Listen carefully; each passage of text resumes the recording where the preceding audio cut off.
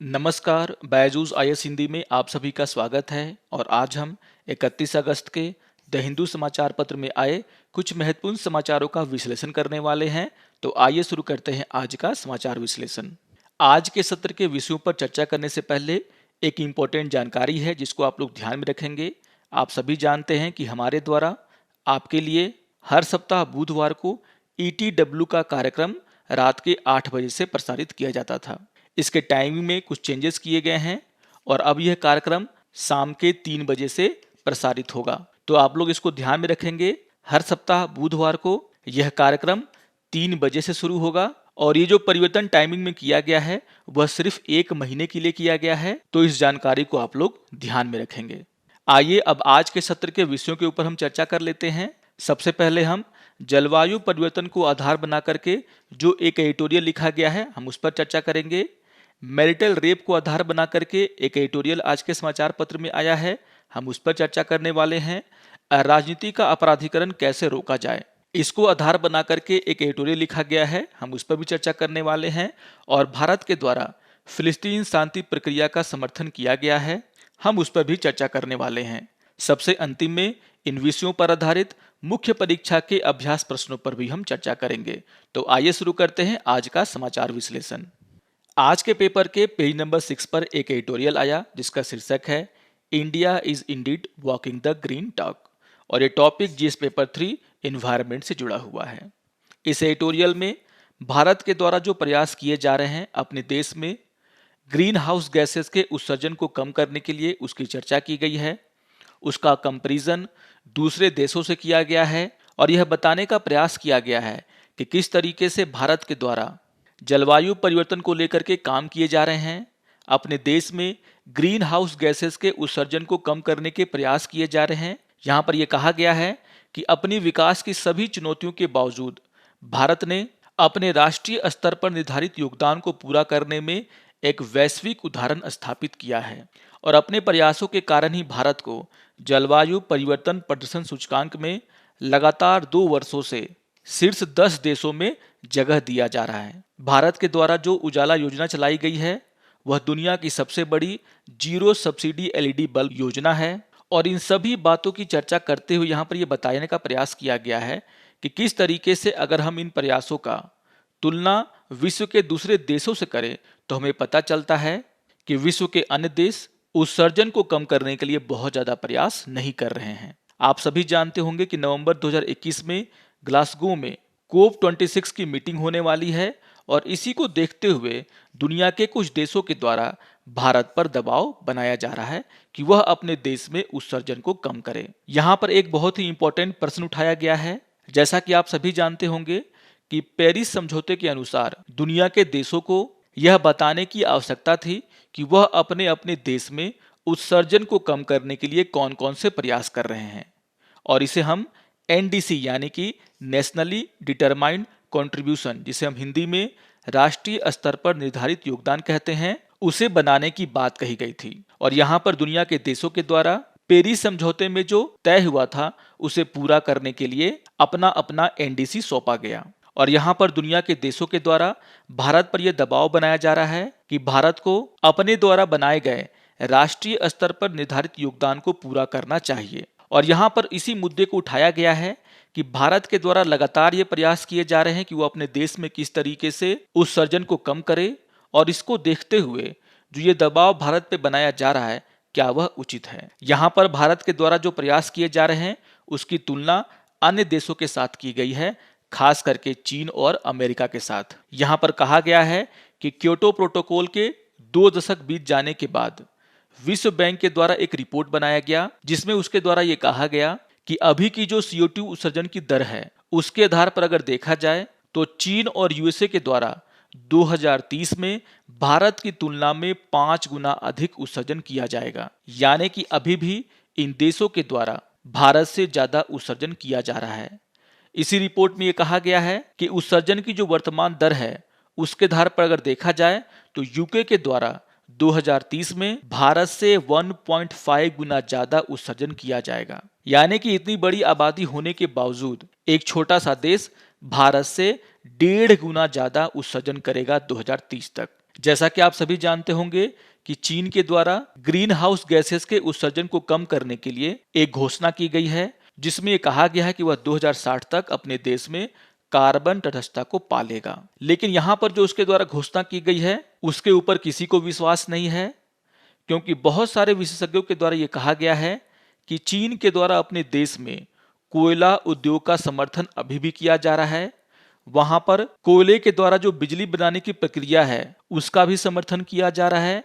नए नए प्लांट वहां पर बनाए जा रहे हैं और उससे अगर देखा जाए तो उसका जो लक्ष्य है 2060 तक कार्बन तटस्थता को पाने का, वो कभी भी पूरा नहीं हो सकता। इसी तरीके से अगर हम अमेरिका की बात करें तो यहाँ पर यह कहा जा रहा है कि अमेरिका ने भी यह घोषणा की थी कि वह 2030 तक उत्सर्जन में 50 से 52% तक की कमी लाएगा और 2050 तक उसके द्वारा कार्बन तटस्थता को पा लिया जाएगा।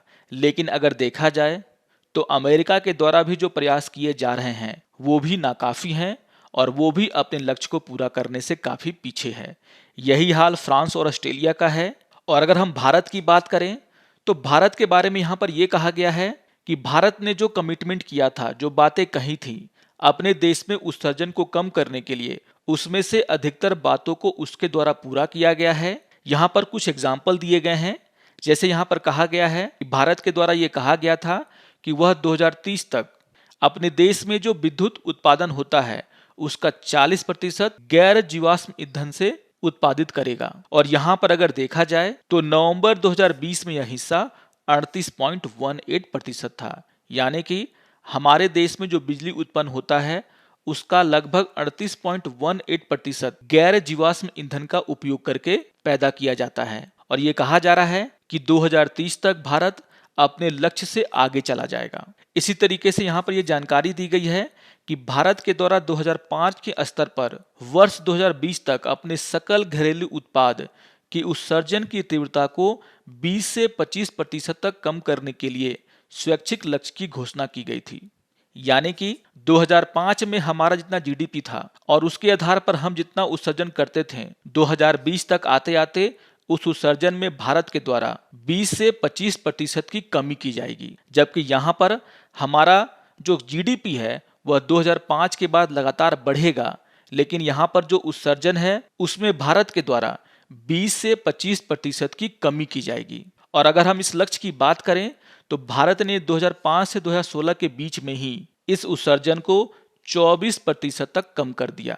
इसी तरीके से भारत के द्वारा 2022 तक 175 गीगावाट अक्षय ऊर्जा क्षमता और 2030 तक 450 गीगावाट अक्षय ऊर्जा क्षमता हासिल करने के लिए सबसे व्यापक अक्षय ऊर्जा विस्तार कार्यक्रमों में से एक को लागू किया गया है। यानी कि भारत के द्वारा अक्षय ऊर्जा को बढ़ावा देने के भी बहुत सारे प्रयास किए जा रहे हैं। यहाँ पर भारत सरकार के द्वारा बहुत सारे उपायों की भी घोषणा की गई है, जिसमें बायोगैस और क्लीनर ईंधन में 26.5 बिलियन का निवेश, ज्यादा एफिशिएंट फोटोवोल्टेइक सेल और उन्नत रसायन सेल बैटरी बनाने के लिए 3.5 बिलियन तक का प्रोत्साहन राशि देना और अपने देश में वनीकरण यानी कि वृक्षारोपण को बढ़ाने के लिए 707 मिलियन डॉलर तक का निवेश करना, ये सारे कार्यक्रम शामिल हैं। और इन सभी का यहाँ पर चर्चा करते हुए समझाने का प्रयास किया गया है कि जिस तरीके से दुनिया के अन्य देशों के द्वारा भारत पर यह दबाव बनाया जा रहा है कि उसके द्वारा जो एनडीसी यानी कि नेशनली डिटरमाइंड कंट्रीब्यूशन सौंपा गया था वह उसे पूरा करे, तो भारत पहले ही उसमें से बहुत सारी बातों को पूरा कर चुका है। और अगर देखा जाए तो भारत दुनिया के सामने एक उदाहरण है कि उसने जैसा कहा वैसा किया। और अब यहाँ पर दुनिया के देशों को यह बताना होगा कि वे अपने देश में कार्बन के इमिशन को कम करने के लिए क्या प्रयास कर रहे हैं। आइए एक और एडिटोरियल पर हम यहाँ पे चर्चा कर लेते हैं। आज के पेपर के पेज नंबर 7 पर एक एडिटोरियल आया जो कि मैरिटल रेप के मुद्दे से जुड़ा हुआ है। ये topic GS paper 1 social issue से जुड़ा हुआ है। तो आइए देख लेते हैं कि इस एडिटोरियल में किस महत्वपूर्ण मुद्दे को उठाने का प्रयास किया गया है। आप सभी जानते होंगे कि मैरिटल रेप का मुद्दा इस वक्त चर्चा में है, और यह चर्चा में इसीलिए है क्योंकि छत्तीसगढ़ हाईकोर्ट के द्वारा पिछले हफ्ते एक पुरुष को उसकी पत्नी के तरफ से लगाए गए रेप के आरोप से बरी कर दिया गया। कोर्ट ने अपने फैसले में कहा कि कानूनी रूप से विवाहित पत्नी के साथ पति के द्वारा जबरदस्ती संबंध बनाना रेप की श्रेणी में नहीं आता है। यहाँ पर आपको ध्यान में रखना है कि महिला ने अपने पति पर जबरन रेप और अप्राकृतिक संबंध बनाने के आरोप लगाए थे। उसकी पत्नी के आरोपों के आधार पर निचली अदालत के द्वारा उस व्यक्ति पर भारतीय दंड संहिता की धारा 376 यानी कि बलात्कार का आरोप, धारा 377 और धारा 498A जिसमें पति या उसके रिश्तेदारों के द्वारा पत्नी के प्रति क्रूरता के तहत आरोप तय किए गए थे। जब यह मामला उच्च न्यायालय में गया तो उच्च न्यायालय ने धारा 498A और 377 के तहत आरोपों को बरकरार रखा, लेकिन उस व्यक्ति को धारा 376 यानी कि बलात्कार के आरोप से बरी कर दिया। यहां पर आपको ध्यान में रखना है कि आईपीसी की धारा 375 में रेप को परिभाषित किया गया है और इस कानून में मैरिटल रेप को अपवाद माना गया है। इसमें कहा गया है कि अगर पत्नी की उम्र 18 साल से अधिक है तो पुरुष का अपनी पत्नी के साथ सेक्सुअल इंटरकोर्स रेप नहीं माना जाएगा, भले ये इंटरकोर्स पुरुष द्वारा जबरदस्ती या पत्नी की मर्जी के खिलाफ किया गया हो। और इसी को आधार बनाते हुए उच्च न्यायालय ने उस व्यक्ति पर से धारा 376 का जो आरोप था उसे हटा लिया। आपको यहाँ पर ध्यान में रखना है कि भारतीय कानून में इस तरह की हरकत को शारीरिक और मानसिक प्रताड़ना के दायरे में माना जाता है, ना कि रेप के दायरे में। यहाँ पर यह भी बताने का प्रयास किया गया है कि मैरिटल रेप को लेकर के सरकार का क्या रुख है। मानवाधिकार से जुड़े हुए कार्यकर्ता लंबे समय से मैरिटल रेप को भारत में अपराध घोषित करने की मांग कर रहे हैं। इसके बाद भी भारत में इसे अपराध नहीं माना गया है। 2017 में दिल्ली हाईकोर्ट ने एक याचिका का जवाब देते हुए केंद्र सरकार ने कहा था कि मैरिटल रेप का अपराधीकरण भारतीय समाज में विवाह की व्यवस्था को अस्थिर कर सकता है और इस तरह के कानून पत्नियों के द्वारा पुरुषों का उत्पीड़न करने का हथियार के रूप में काम करेगा। अगर हम ये जानने का प्रयास करें कि दुनिया के कितने देशों में मैरिटल रेप को मान्यता दी गई है तो यहाँ पर संयुक्त राष्ट्र संघ की progress of world women report का चर्चा करना बहुत ही जरूरी है। इस रिपोर्ट के मुताबिक 2018 तक दुनिया के 185 देशों में से सिर्फ 77 देश ऐसे थे जहां पर मैरिटल रेप को अपराध घोषित करने को लेकर के स्पष्ट कानून हैं। बाकी बचे हुए 108 देशों में से 74 ऐसे देश हैं जहां महिलाओं के लिए अपने पति के खिलाफ रेप के लिए आपराधिक शिकायत दर्ज करने का प्रावधान है और वहीं 34 देश ऐसे हैं जहां ना तो मैरिटल रेप को अपराध माना गया है और ना ही महिला अपने पति के खिलाफ रेप के लिए आपराधिक शिकायत दर्ज कर सकती है और इन 34 देशों में भारत भी शामिल है। यानी कि मैरिटल रेप को लेकर के भारत में कोई भी कानून नहीं है और यहाँ पर इसी को लेकर के चर्चा की गई है और कहा गया है कि भारत में भी मैरिटल रेप को लेकर के कानून बनने चाहिए।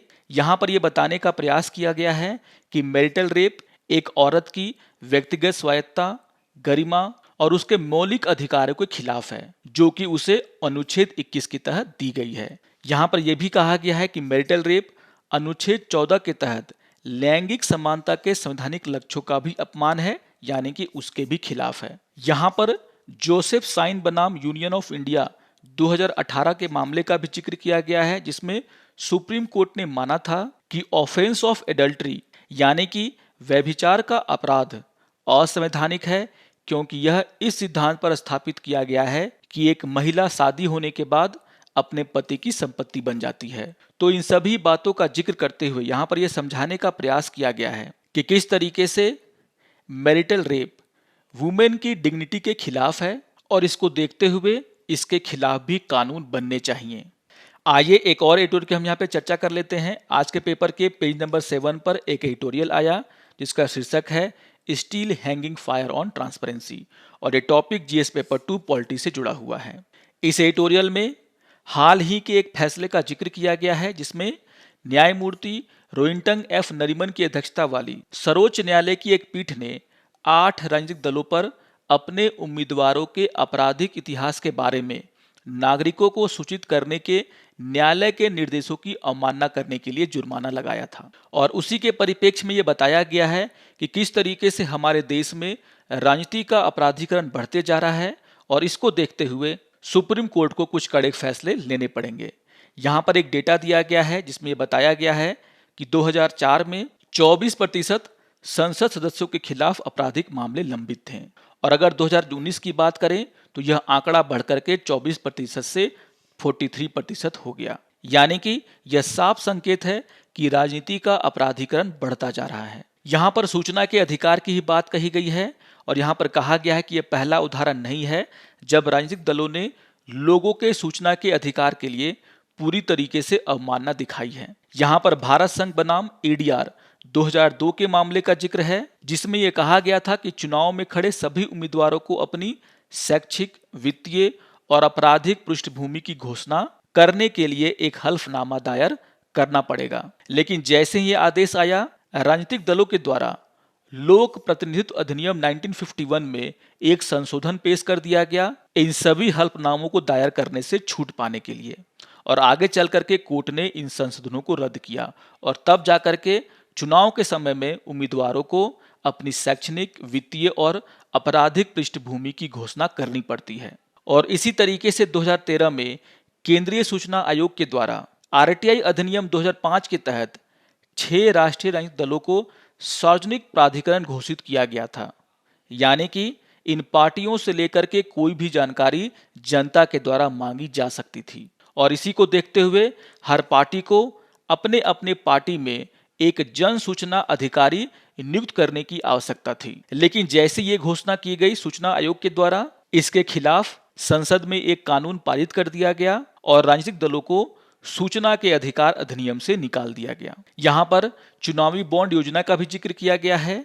आप सभी जानते हैं कि आजकल चुनावों में किस तरीके से धन और बल का प्रयोग किया जाता है। आप सभी जानते होंगे कि 2018 में इस योजना की शुरुआत की गई थी और इस योजना को इस तरीके से डिजाइन किया गया है कि नागरिकों और विपक्षी दलों के पास यह जानने का कोई तरीका नहीं है कि किस व्यक्ति ने किस पार्टी को कितना चंदा दिया है, लेकिन सत्ता में बैठी पार्टी आसानी से यह जान सकती है कि कौन कौन से लोग विपक्षी दलों को चंदा दे रहे हैं। इसको लेकर के एक केस भी किया गया है सुप्रीम कोर्ट में, लेकिन अभी तक वो मामला लंबित है। यहाँ पर यह बताने का प्रयास किया गया है कि किस तरीके से राजनीतिक दल हमारे लोकतंत्र के केंद्र में स्थित हैं। वे सरकारें बनाते हैं जो हमारे देश के लोगों के लिए नीतियां बनाती हैं, जिसका प्रभाव लोगों के जीवन पर गहरा पड़ता है। और इसीलिए लोगों को यह जानने का अधिकार है कि राजनीतिक दल कैसे काम कर रहे हैं, उन्हें कौन कौन चंदा देता है, वे कैसे नीतियों पर निर्णय लेते हैं, किसी विधेयक का समर्थन करने के लिए या उसके विरोध करने के लिए वह किन सिद्धांतों को ध्यान में रखते हैं, या फिर चुनावों में अपने उम्मीदवारों का चयन करने के लिए वह कौन कौन से सिद्धांत और नियम बनाते हैं। तो ये सारी जानकारी जानने का हक है जनता के पास, क्योंकि इन्हीं दलों के द्वारा हमारे देश में शासन किया जाता है। और इसी को देखते हुए यहाँ पर यह कहा गया है कि अब न्यायालयों को ही इसमें एक सक्रिय भूमिका निभानी चाहिए, क्योंकि यह स्पष्ट है कि राजनीतिक दल खुद को नागरिकों के प्रति जवाबदेह बनाने में कोई दिलचस्पी नहीं दिखा रहे हैं और इसीलिए न्यायपालिका के लिए और अधिक सक्रिय भूमिका निभाने का समय आ गया है। सुप्रीम कोर्ट को इलेक्टोरल बॉन्ड मामले का जल्द से जल्द सुनवाई करना चाहिए। सुप्रीम कोर्ट को राजनीतिक दलों द्वारा CIC के आदेश का पालन करने से इनकार करने की चुनौती याचिका जो दायर की गई है सुप्रीम कोर्ट में, उसे भी जल्द से जल्द सुनवाई करनी चाहिए, ताकि यह क्लियर हो सके कि ये राजनीतिक दल राइट टू इन्फॉर्मेशन के अंदर आ सकें। और इसी को देखते हुए अब कोर्ट को ही कड़े फैसले लेने होंगे ताकि हमारे देश में राजनीति का अपराधीकरण रोका जा सके।